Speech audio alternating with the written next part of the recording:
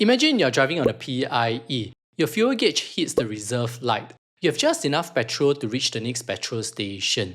Now, imagine you're 70 years old, no salary coming in, and your monthly income hits the same reserve light every single month. That's what it means to retire on the basic retirement sum for the wrong person. Many Singaporeans reach the basic retirement sum at age 55. The hard part is not reaching it.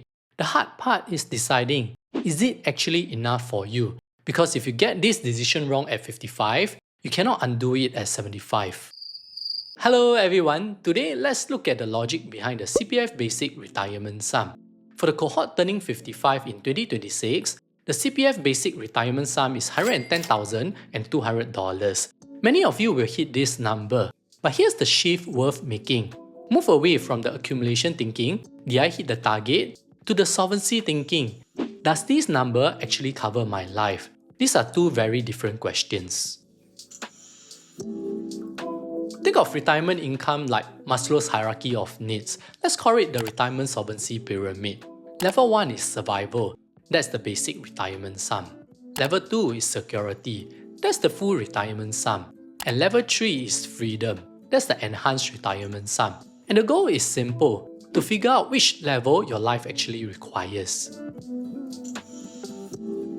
At level 1, the basic retirement sum is $110,200 in your retirement account at age 55 today. That gives you approximately $950 a month starting from age 65 in 10 years' time.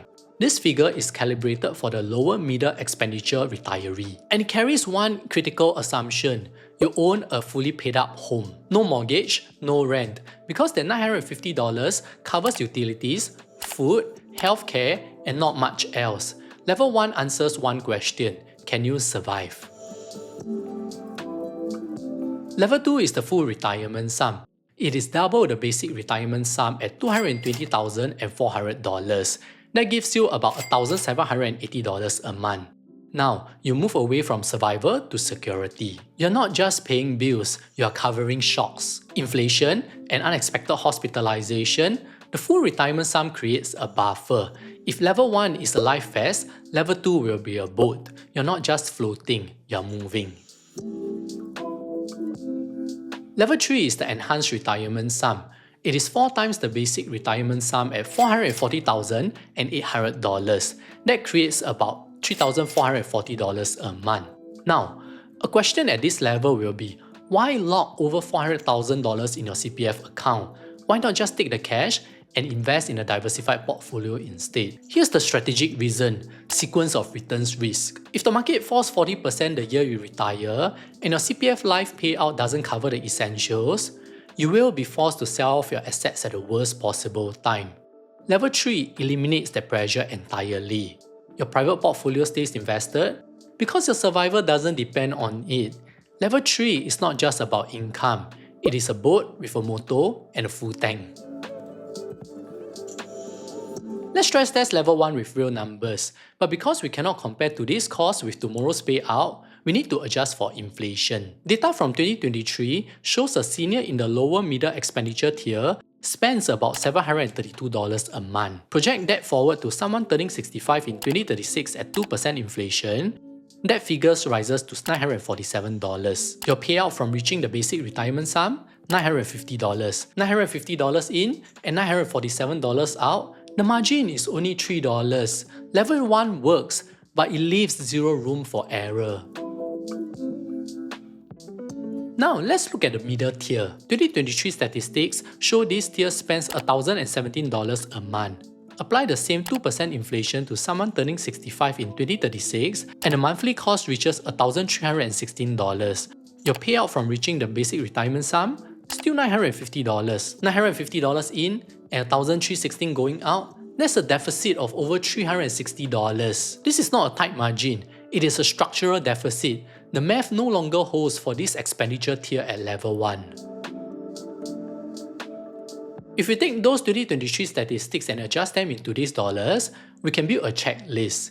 The basic retirement sum may be sufficient if you own a fully paid up home and your monthly expenditure is strictly below $780 today. Secondly, you have supplementary income like dividend, rental income, part-time work, or family support to bridge any gaps. Thirdly, you have assets that you can liquidate if cost rises later. Here's the common thread. The payout from reaching the basic retirement sum is the floor of your income, not the ceiling. Something else is always contributing. The basic retirement sum may be insufficient if you still have a mortgage or you pay rent.